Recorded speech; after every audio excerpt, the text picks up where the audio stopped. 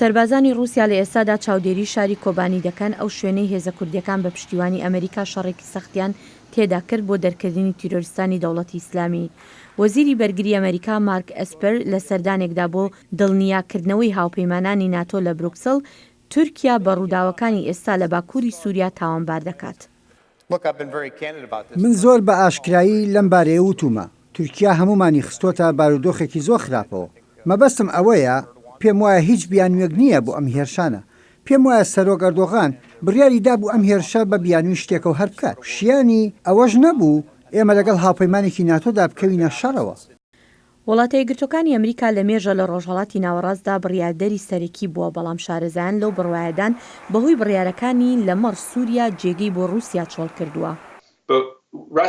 رووسیا شتێکی هەیە کە لە ئێستادا ئەمریکا نیەتی و چەندین ساڵە ئەمەی نەبووە، ئەوەش ئامانجی دیاریکراویەتی بۆ سیاسەتی ڕۆژهەڵاتی ناوەڕاست.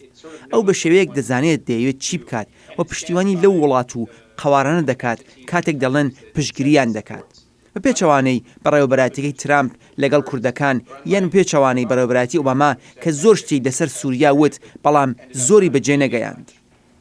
سەرۆک ترامپ ڕایگەیاند ئەمریکا ڕەنگە ژمارەیەک سەربازی کەم لە باشووری ڕۆژهەڵاتی سووریا بهێڵێتەوە بۆ پاراستنی کێڵگەنەوتیەکان لە تیرۆریستانی داعش لەوێ. شارەزایان دەڵێن ئەمەش پەیامێکی ڕوون دەداتە هاوپەیمانان لە هەرێمەکە. ئەم پەیامەی کە ئێمە دەتوانین کێڵگەنەوتیەکان پارێزین نەک خەڵک لە ناوچەکەدا زۆر دەنگدانۆی دەبێت بە تایبەتی لە نێو هاوبەشە هاوپەیمانەکانی کە قوربانی زۆریاندا بۆ شکست پێدانی داعش وەکو کوردەکانی سووریا. لەگەڵ ئەم هەموو ڕەخنانەش کە لە بەڕێوەبەراتەکەی ترامپ دەگیرێت لەسەر ئەم سیاسەتەی، بەڵام خۆی سوورە لەسەر ئەوەی بڕیارێکی ڕاست و دروستی داوە. نزیکەی 10 ساڵمانەوە با کەسێکی تر بێت شەڕ لەسەر ئەو بیابانە لە مێژینە خوێناویە بکات. ئەم قسانی سەرۆک ترامپ لە کاتێکدایە تەنانەت کاربەدەستی باڵای ئەمریکا لە سووریاش دەڵێت تاوتوی ئەو بڕیاری لەگەڵدا نەکراوە. کاتێک پرسیار لە جێمس جێفری کرا لەسەر ئەوەی کە ئایا ئاگای لێ بووە بە کۆنگرێسی ود نەخێر پرسی پێ نەکراوە.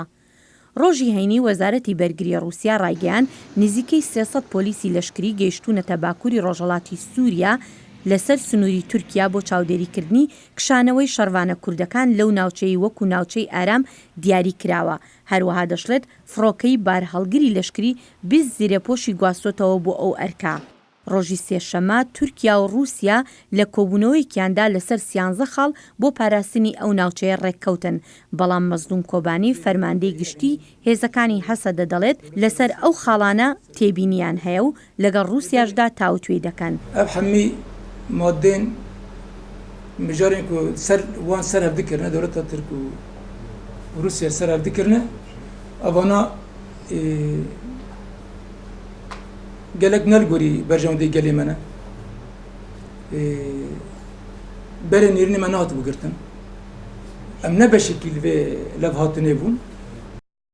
لە پاش بڕیاری کشانەوەی ئەمریکا لە سووریا تورکیا هێرشەکانی بۆ ئەو ناوچەیە دەست پێ کردو لە ئەنجامدا هەتا ئێستا دەیان کەس کوژراون و سەدان هەزار کەسی تریش ئاوارە بوون.